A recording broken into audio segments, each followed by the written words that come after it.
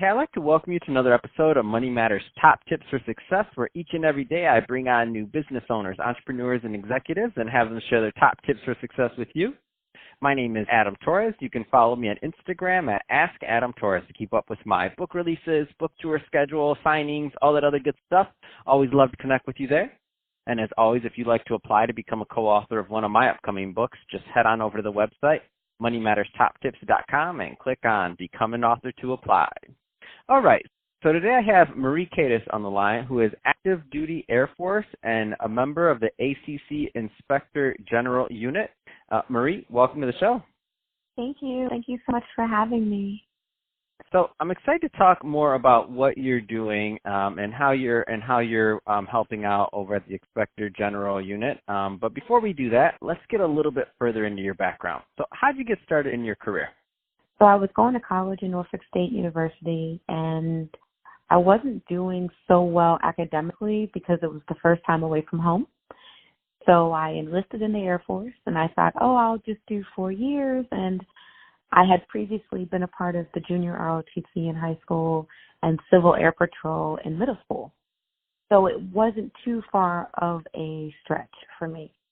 I enlisted, and fast forward 19 years later, I'm still in. That's amazing. And what I love about your story is, and one of the main reasons I did want to bring you on the show was, of course, to get to know more about what you do, but also there's some young people out there right now that are listening to this that are maybe in college, or maybe they didn't decide to go the college route, and they're kind of out there trying to find their way, and they're thinking, and I don't think we talk enough about the armed services as a potential career path, and you've managed to make, a nice, robust career out of it. What kind of advice would you give to some of the younger listeners out there who are thinking about a career path and why they should maybe consider the armed services? Oh, that's a great question. So the military is not for everyone. Let me put that out there first. There is a sacrifice. There's selflessness that needs to be given. There's a certain creed, some core values that have to be displayed at all times, even when you don't feel like it. And I think because of that, it makes us a little bit separated from the average person. And it's not to do a hierarchy, but there is a level of professionalism that we gain early on in our career, whereas I feel some civilians have a little bit more time to grow and maybe even some leniency. The military doesn't often do that because we are expected to go to war. And so everything that we train for, everything that we learn is to keep ourselves alive, ultimately, in case we have to go to war. So a new person thinking about a career change, if you're looking for structure, if you are looking for stability, if you are looking to travel the world, if you're looking to grow up, if you're looking to not be complacent, maybe even have a steady paycheck with some really significant potential, then the military should be an option for you. Consider it and look into it. Talk to your local recruiter and find out more. No, that's great. I love it. And thank you for that insight. I want to switch it up a bit. I want to get a little bit more into what you're doing current day. So as a speaker, teacher, trainer, coach, give us some more about what's in your day-to-day, Marie. Absolutely. So in the Air Force, actually, I work in the Inspector General team. I'm a Workcenter manager there. We take care of making sure that the compliance for the Air Force is adhered to at the different bases within our reach, our scope. That's the military lifestyle. The civilian lifestyle, I am a coach. I'm a trainer. I'm a master resiliency trainer. I am a certified John Maxwell trainer. I also have a master's in education, and I like to lead corporate training events or building, like team building events, where it really gets into the how can we make the organization better. I enjoy that, and I'm even interested in pursuing a doctorate, maybe in industrial organizational psychology, if that truly aligns with what I want to do. So that's what I do on the civilian side, and I've been mostly doing that overseas because I've been overseas for so long. And being back in America, I'm just trying to get my footing and really branch out now. Can you tell me a little bit more about what being a master resiliency trainer is? Because I don't know that term. I mean, I've heard of trainers, coaches. What's a master resiliency trainer? Great question. So a master resiliency trainer it's actually a civilian company that started it. It was half health and half science, I believe.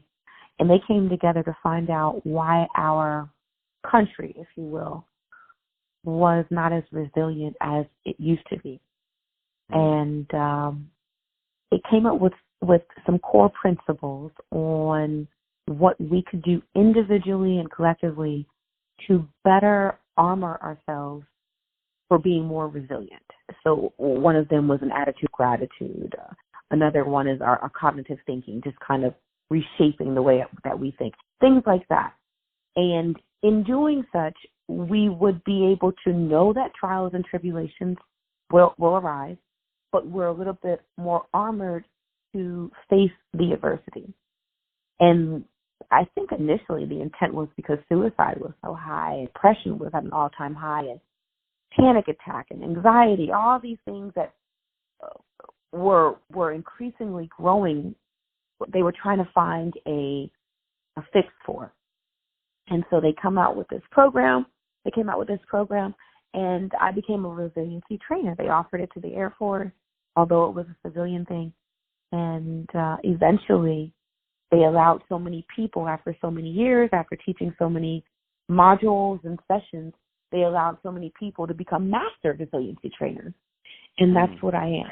And I go out and I try to give this teaching so that we can better equip all of our people, young and old people, to understand that no one is immune to trials and tribulations, nobody.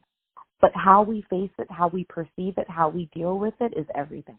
And giving them some tips on how to deal with it, some practical and tangible exercises to utilize so that they can persevere, and really just making sure that we do our due diligence as trainers to inform the masses. That's awesome. And so what kind of clients do you like to work with? So if somebody's listening to this and they're saying, I like Marie's background, I think, and they're looking for a coach in this upcoming new year, this 2020, trying to start out the decade in a new way, what kind of clients are the types you like to work with? Oh, I like to work with all. I like to work with non-believers and believers. I like to work with military and Christians. I like to work with the young, the ones that need motivation, the old that have been through a few things, and the defeated.